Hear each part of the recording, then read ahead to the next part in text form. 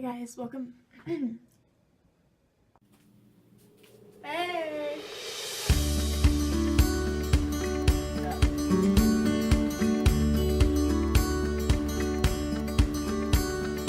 Hi!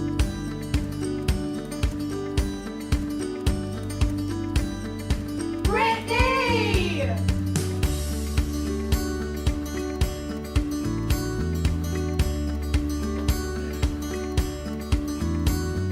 Hi guys, welcome back. It's Bailey, and this week's theme, as you obviously know from the last two, is workout. But I'm not gonna go out and sweat just to make a video. But as I was watching their videos, I got inspired, because I thought, how can we relate this to God? And it kind of clicked. Physically working out matters, but what about spiritually? This week I'm going to be giving you just five steps from the Bible that we as Christians have to work out for our spiritual bodies. Values what to train. 1. Physical versus godliness. Yes, I am going there.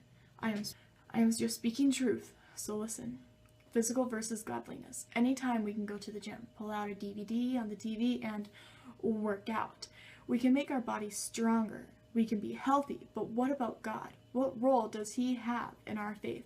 What has He done? This answer is simple and at the same time hard to hear. He gave His Son Jesus so that we can be saved through Him and join up in heaven.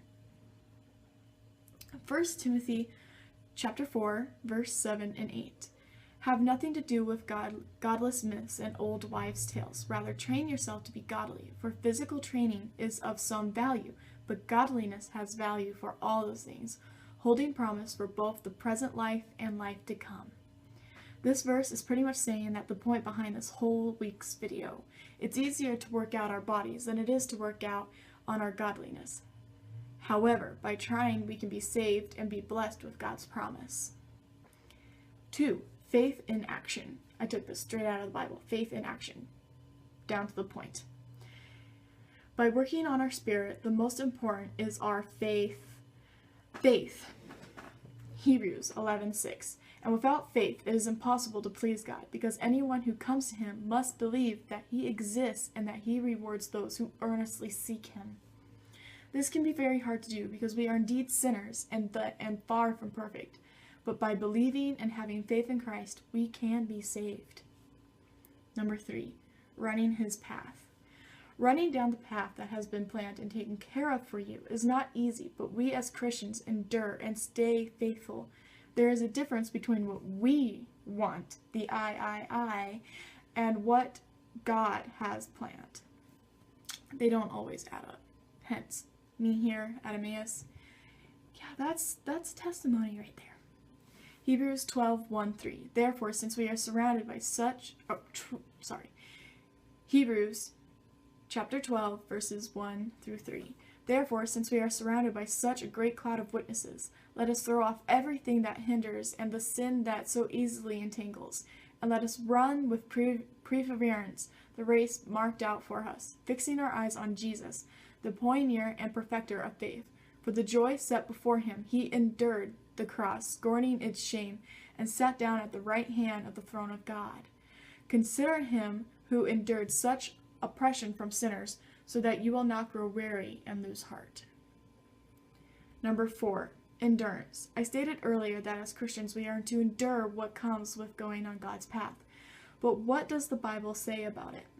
Why are we to be hated? How can I be assured that this is right and just? Matthew 10:22. You will be hated by everyone because of me, and the one who stands firm to the end will be saved. This is a way to be assured, this is a way for us to be assured, not to earn salvation, but to prove the commitment we have to Jesus. Persistence itself will not get you salvation. However, having a truly devoted life and living out our faith well. 5. Finally, we're at the last one. Yippee, right? Love. If we're going to be hated by everyone, what's the point? Why should I love? 1 Corinthians 13, chapter 13, 1-13. Love is patient, love is kind. It does not envy, it does not boast, it is not proud. It does not dishonor others, it is not self-seeking, it is not easily angered, it keeps no record of wrongs. Love does not delight in evil, but rejoices with truth. It always protects, always trusts, always hopes, always perseveres. Love never fails. But here are the prophecies, they will cease. Where are the tongues, they will be stilled. Where there is knowledge, it will pass away. For we know in part, and we prophesy in part, but when completeness comes, what is in part disappears. When I was a child, I talked like a child, thought like a child, I reasoned like a child.